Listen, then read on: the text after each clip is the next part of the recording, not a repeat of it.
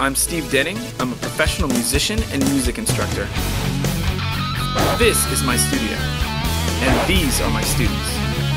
I'm going to prove to my colleagues and to all of America that I can take 5 middle-aged women who have never played music before, teach them instruments, turn them into a band, and take them to the top of the charts.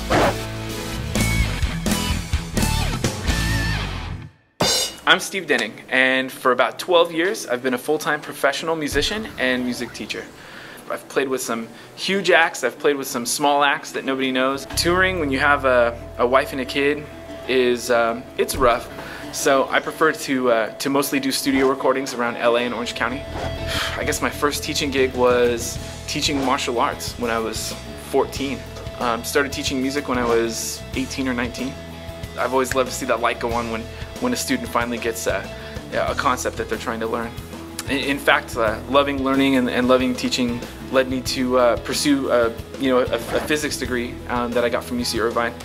I really wanted to know how things worked. I really wanted to know about how the world I live in functions.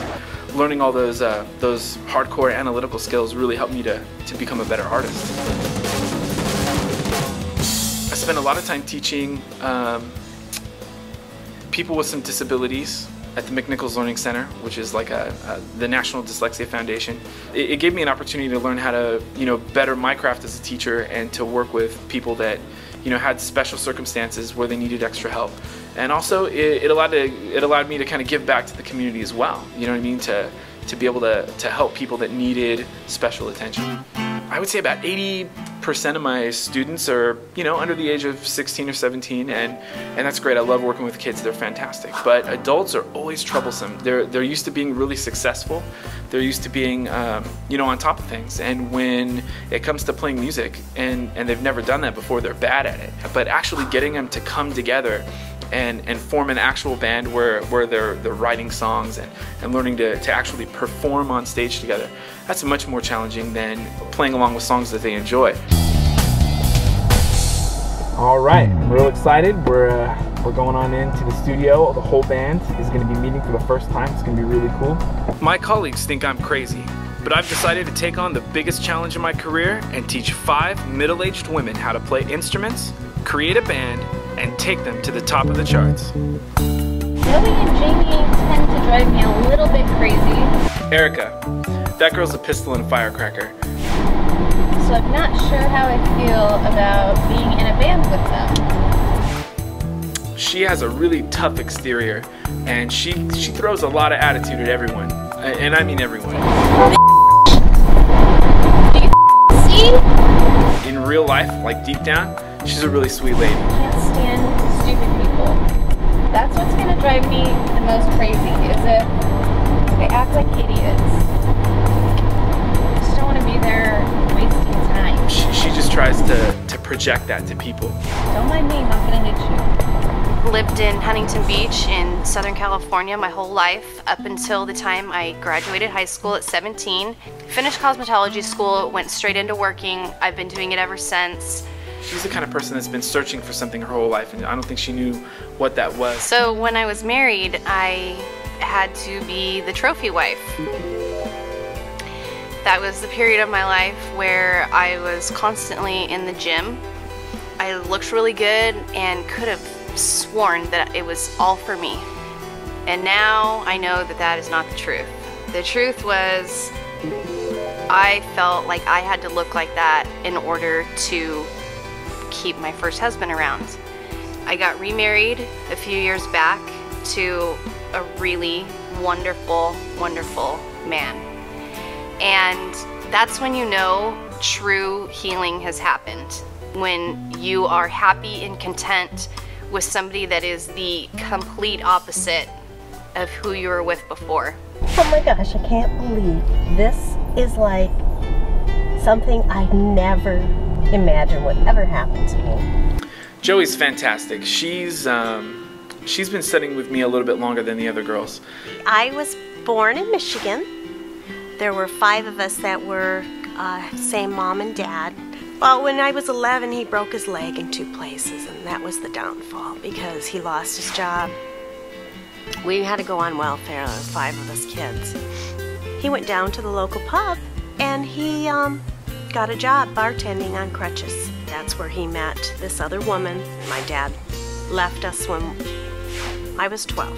She's got a great husband. She's got great kids and grandkids. In fact, she's even brought her grandkids to lessons. She's very family oriented. And then when I got into high school, I started dating this guy and I fell in love with his family. Anyways, I ended up marrying this man when I was 20. I have 2 daughters from my first marriage. All those years of my girls having to suffer with listening to me sing to the radio. Jamie's great. Grew up in New York, Long Island. She was immensely nerdy in high school. They made a lot of fun of me because it was like, where's the girl from New York? Do you want to walk your dog in the park? I mean, she was bullied all the time by like cheerleaders and other stuff like that. You know, kids do things to kids. They do. They're mean to them. I just had a big nose, really, really curly hair. Each time I had a kid, it kind of got straighter and got a little bit different. Things change in your life and you add hair.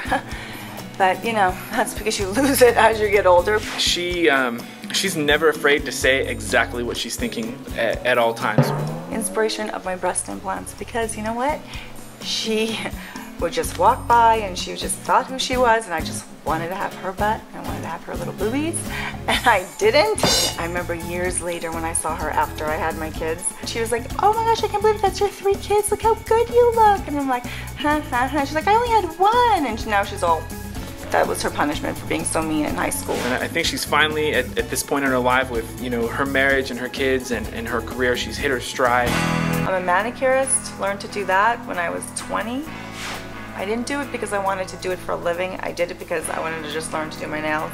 Because no offense, there's people out there, they just do these humps, they do these sideways things. I used to get home, you know that one nail. I would try to find the person that could actually do it the thickest, because then this way I had something to play with when I went home. I could actually straighten it out and it wouldn't be doing a bow and going over here, you know what I mean? So once I got busy enough with doing nails, I just kind of kept at it. I'm a complete huffer because when you just smell those fumes, it's like woohoo, and people are always like, why are you always laughing at your station over there? I'm like, you smell what I'm smelling all day long and you'd be smiling too. I was born in San Diego and I went to Stillwater High School. I have 7 siblings, and my parents were together for over 50 years. Anita is very cool, but she's a very intense individual. I love my dad. He passed away, prostate cancer, and he also had Alzheimer's. I love my mom, but I still miss my dad.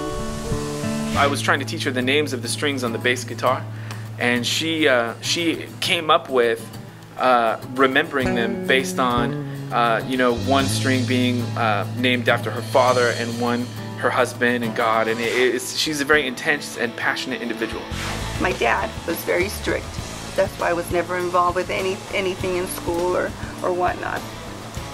So my husband was my second date, and I fell in love with him. I've been married with him for almost 29 years. And he's the most wonderful person. Her choosing to play a musical instrument finally after all this time just makes perfect sense. I know her dad played music before he passed away. I know her husband plays music. And not only will I play like my dad, I am still like my dad. So, I forgot. Next time on Music Man's Ladies Band. I didn't forget. I just didn't tell them that their drummer dropped out. I intentionally didn't tell the rest of the girls that Cammie, the drummer, dropped out. It's not a big deal anyway. I've got T coming in, everything's gonna be fine. I hope they know it's only temporary.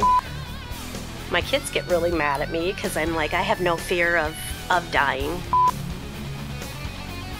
Can we stop for a minute? Then they gave me Wellbutrin. Then I was a crack whore and I was like, blah, blah, blah, blah. They found something on one of my breasts.